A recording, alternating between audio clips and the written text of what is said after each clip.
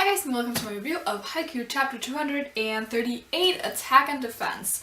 I feel like the most important things to take away from this chapter is that we have a focus on people who serve servers. I don't know what their name is, but we have a focus on especially the pinch servers, but also just people who serve in general. Like we have Kageyama, who at their set point is about to serve, or he serves and then he kind of blows it by serving the ball directly into the net, even though like they were kind of scared of his serve because he has a really powerful one and it could have ended the match, but it didn't because he was a little too forceful and probably a little too caught up in everything.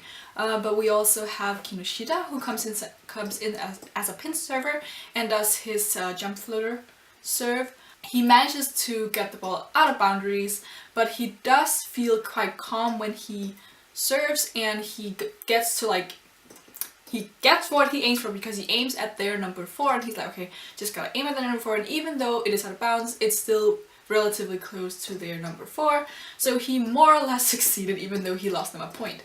But the other team also has 2 pinch servers. They call in, first one fails. I feel like I should remember this, but he was not that important because I remember thinking about it and then he was kind of like not there anymore, so I just forgot about him, I guess. But then at the end we have one who apparently this is his first official match. I think it's Hitoka, who's like, okay, we don't really have anything on him, he wasn't in the records.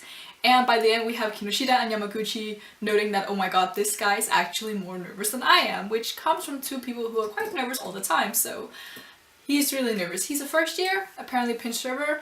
Don't know what role he's gonna function. He might be like a last resort kind of thing, or kind of like Yamaguchi was the first time he had to serve against Seijo. We don't really know what he can do. He probably has something, if not they wouldn't pull him out because they kind of had to score this point if they want to win the set. But it does seem like at this point that Karasuno will win this set. I have said for a while that I do believe that Karasuno will win 2-0. But with this guy coming in, I feel like there might be more of a threat because I feel like they wouldn't pull him in if he couldn't do something. He might just be a threat for the second set, but I still feel like we don't need to drag this match out.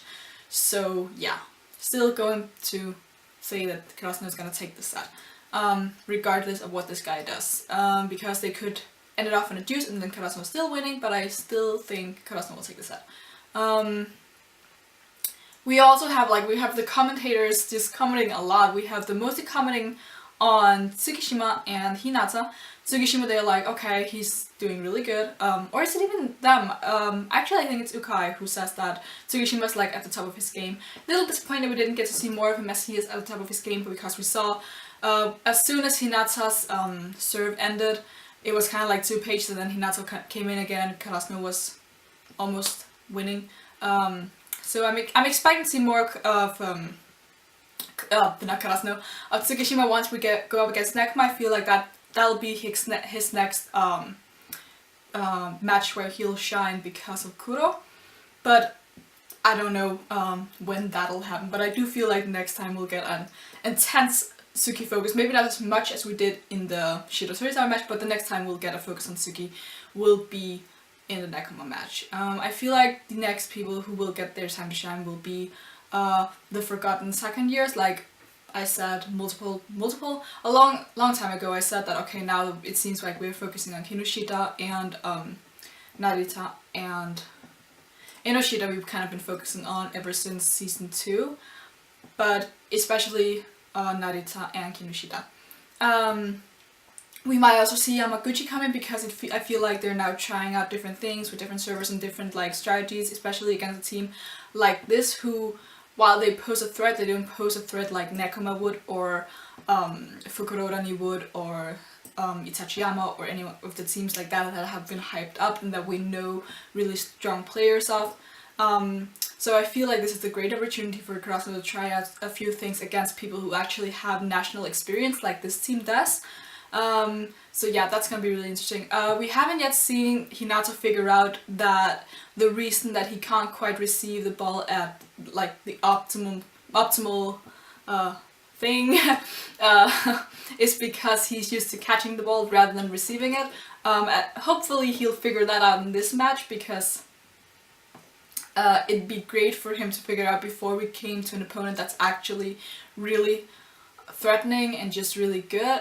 Especially again, if we go against Nekoma, who are really solid receivers, it's gonna be important for them to be equally as good receivers, or they will fail in that regard. Because if Nekoma can receive everything that comes at them, it's important for Karasuno not to fall, because even if Nekoma doesn't have as strong spikers as they have, they will wear them out because of stamina and not the solid receives. So yeah, that's important. And it's important to see who else we can rely on when it comes to receives, because it's not enough just to have Nishinoya and Daichi, as I've said before. Kageyama is also a solid receiver, but he can't receive if it has to be avoided because he has to have second touch. So yeah. But all that aside, that has nothing to do with the chapter.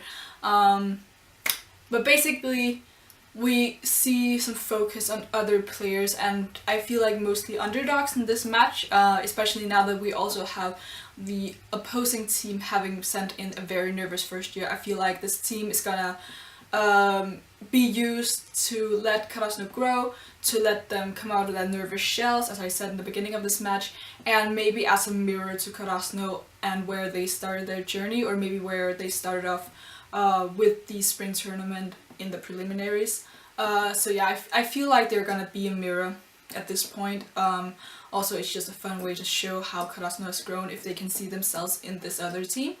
So yeah, I think that'll do for my review. As always with game chapters, it's hard to really get a lot because there is focus on just the game, and some things are like really kind of obvious, like I don't want to recap everything that happened. So yeah, I think that'll do. You can leave a thumbs up if you liked anything that I had to say. Leave in the comments below what you thought of the chapter, and you can subscribe if you want to see more. Until next time, bye!